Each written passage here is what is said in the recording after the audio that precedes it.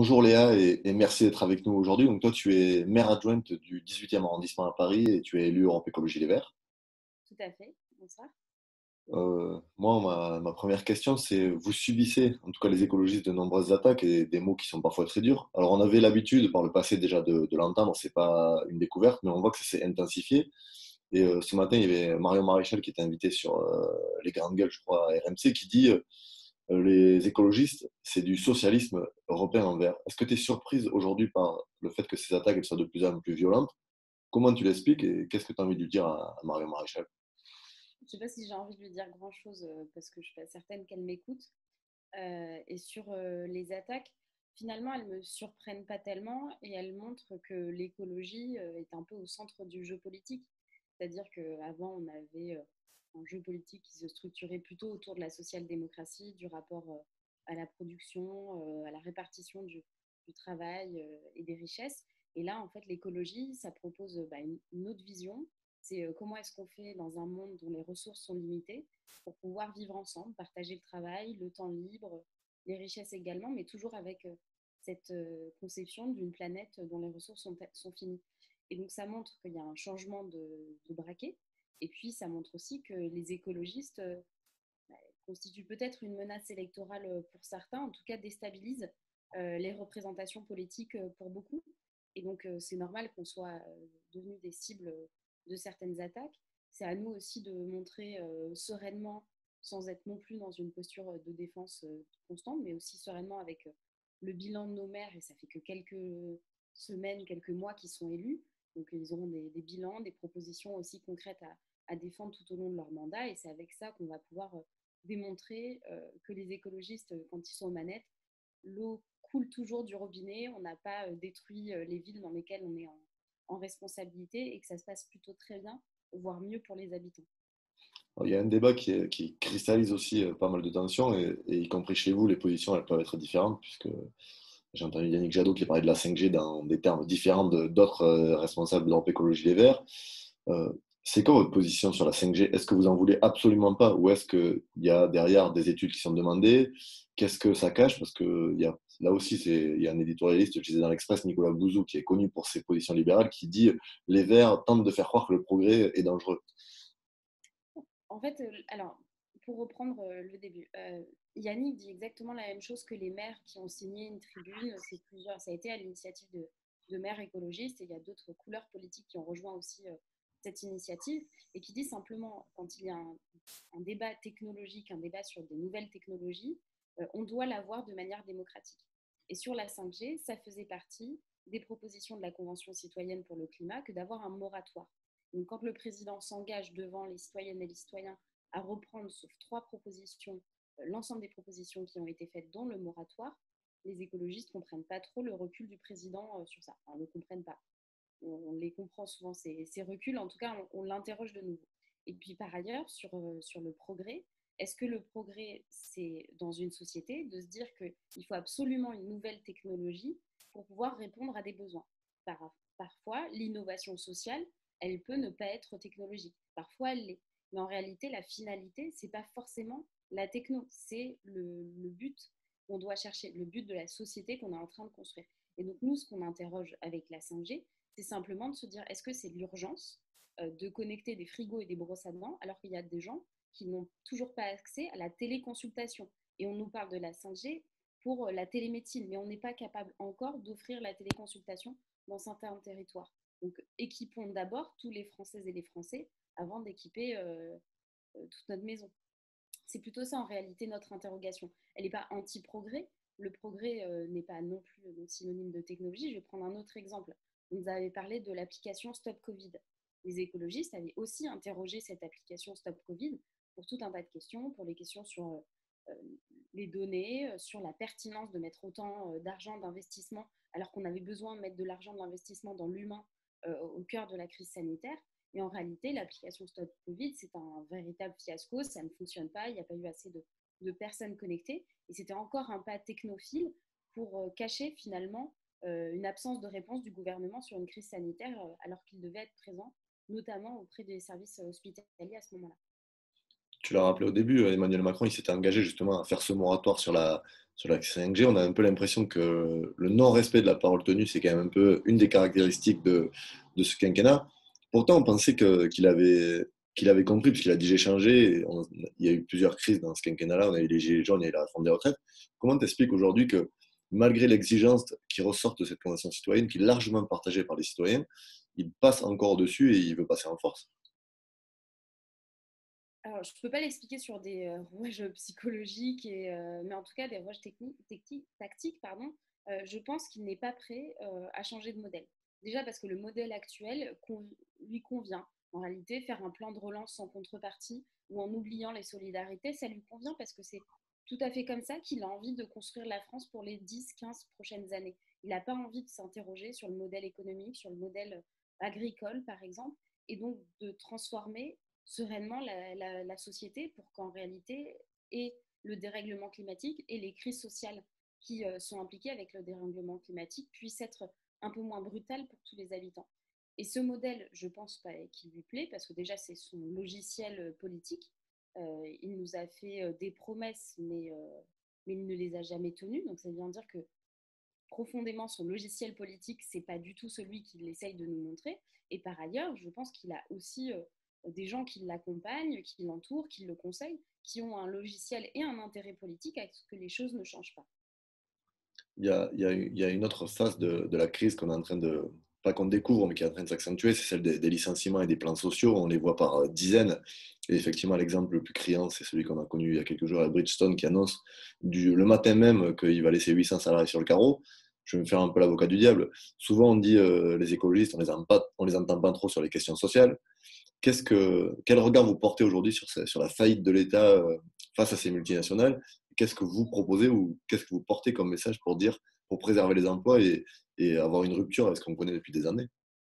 Ouais, alors c'est effectivement quelque chose qu'on entend assez souvent et en réalité, l'écologie rime souvent avec la création d'emplois.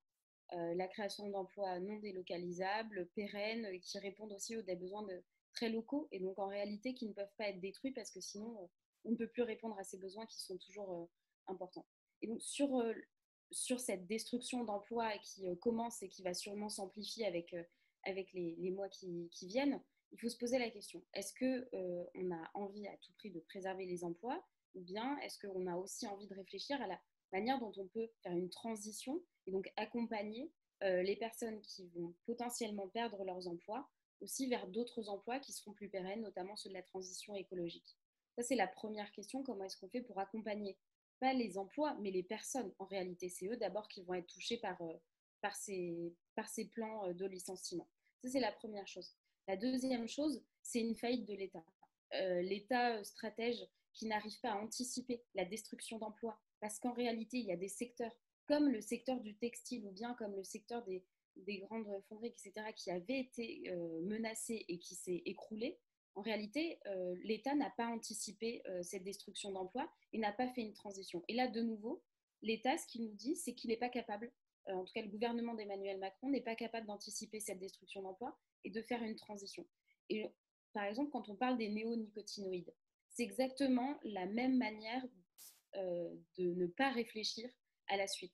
Quand les néonicotinoïdes ont été interdits, le gouvernement n'a pas mis en place un vrai plan pour pouvoir travailler sur les alternatives. Et donc là, on se retrouve dans une impasse où les agriculteurs et les agricultrices nous disent on a besoin de ces néonicotinoïdes qui sont extrêmement toxiques, beaucoup plus dangereux que les pesticides qu'on a interdits il y a plus de 50 ans. Et en réalité, ils nous disent on en a besoin parce que sinon on perd notre emploi, on perd notre lopin de terre, on ne peut plus vivre.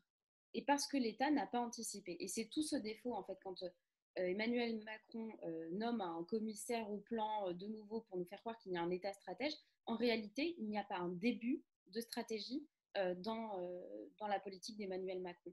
Et sur les emplois, la transition écologique, il y a plusieurs chiffres qui ont été montrés. Celui dont on parle beaucoup, c'est le 1 million d'emplois qui peut être créé, notamment avec les énergies renouvelables, dans le bâtiment, avec une construction plus durable, mais aussi la rénovation thermique et phonique des habitations, des logements. Et ça, c'est des créations d'emplois qui sont pérennes. Donc c'est vers là qu'il faut aller. Et on a une chance, les écologistes, euh, et l'ensemble des formations politiques, c'est qu'en mars 2021, on a les élections régionales.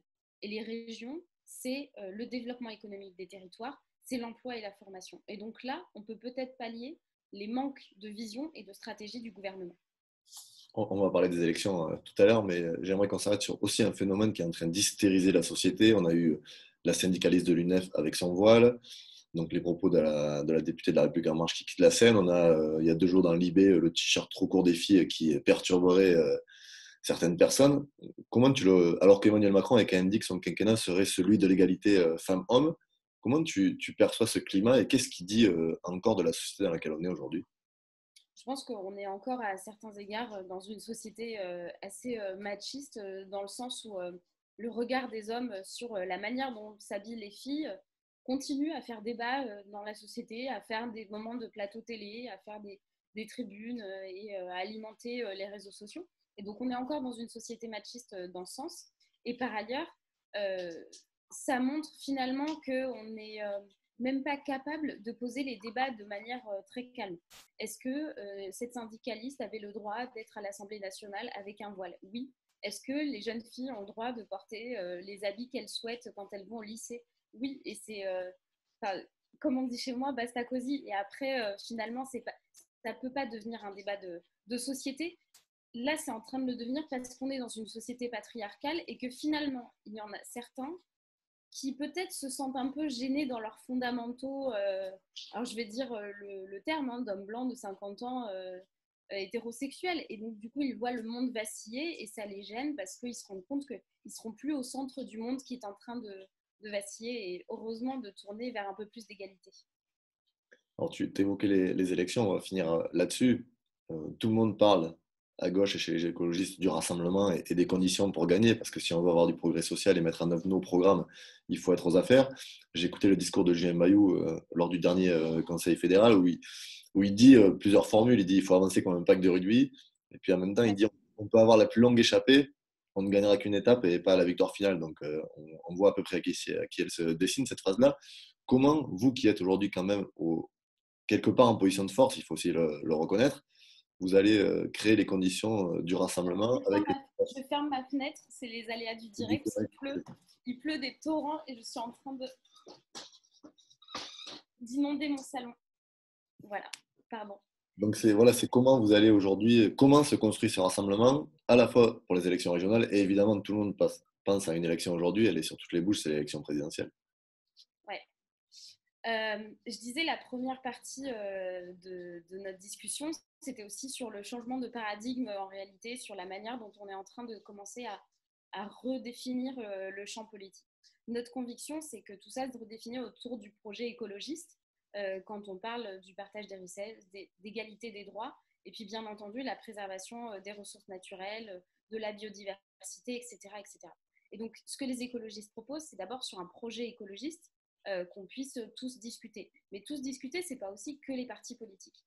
Pendant le confinement, il y a eu énormément d'initiatives, notamment de syndicats, de grosses ONG, associations. Par exemple, le pacte de pouvoir de vivre, Plus jamais ça, qui ont discuté ensemble et qui ont commencé à élaborer des pistes pour peut-être 2022, mais en tout cas pour qu'on change de système.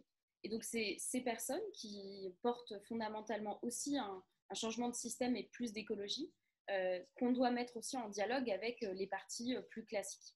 Donc ça, c'est la première chose. C'est d'abord le rassemblement, il ne se fait pas qu'entre les partis, parce que je pense que la société mobilisée, que ce soit avec les Gilets jaunes, Black Lives Matter, la génération Adama ou bien la génération Climat, nous montre qu'il y a une grande politisation de la société française et qu'elle se fait parfois aussi en dehors des partis politiques. Donc ça, c'est la première chose. La deuxième chose, c'est sur ce pacte de rugby. Alors, ce pacte de rugby, c'est une métaphore que j'aime bien parce que moi aussi je fais du rugby et en réalité, un essai de rugby, c'est jamais que la conquête de 15 personnes parce que tout le monde est indispensable sur le terrain. Chacun est à sa place et c'est vraiment ça finalement cette métaphore, c'est-à-dire qu'il y a des candidats au régional qui vont pouvoir pousser des sujets, certains qui ne vont pas forcément être tête de liste, ça pourrait être des écologistes, ça pourrait être des personnes issues de la société civile, ça pourrait être toute une diversité de compétences qui vont être même sur le même terrain, mais à un moment donné, il va falloir aller poser ce ballon entre les poteaux. Et donc ça, c'est l'idée que chacun a un rôle dans cette équipe. Et ensuite, comment est-ce qu'on se construit et je ne vais pas éluder la question, le rassemblement en 2022, notre, notre conviction, c'est, étant donné que ça se fait sur un projet écologiste, autant que ce soit quelqu'un de franchement écologiste qui le porte. Parce qu'on a la conviction que c'est et la constance et la cohérence qui pourra aussi redonner un peu plus envie aux habitantes et aux habitants de voter pour un projet franchement écologiste. Et donc, il faudra qu'on construise cette candidature, mais d'abord, il faut qu'on construise le projet, parce qu'une candidature sans projet, c'est simplement une coquille vide. Et en réalité, les coquilles vides, ça a été Emmanuel Macron, et on n'a pas envie de proposer une coquille vide aux Françaises et aux Français pour les élections présidentielles. Et je pense que ce projet, c'est par ailleurs quelque chose qui va peut-être nous permettre de dépasser les logiques de partis politiques à un moment donné, pour pouvoir construire une dynamique. Et si cette dynamique, elle se réalise pendant les régionales à des moments donnés, au second tour, il y a des alliances qui se créent, tant mieux. Si ça se fait aussi pendant les présidentielles, tant mieux aussi. Mais en réalité, il faut d'abord qu'on travaille sur le projet. Il y a encore des sujets sur lesquels l'ensemble de la gauche, des humanistes, en termes de partis politiques, sur lesquels on n'est pas tout à fait alignés. Donc il va falloir qu'on discute encore pour pouvoir savoir comment est-ce qu'on porte, si on doit le porter ensemble, si on porte ensemble ces sujets, comment est-ce qu'on le fait. Et puis après, on travaillera sur l'incarnation. À mon avis, il faut du courage, de la cohérence et de la constance dans les engagements sur un projet écologiste. Mais merci Léa pour ce moment et en espérant que, parce que je suis aussi un joueur de rugby, que l'essai soit transformé. Merci beaucoup.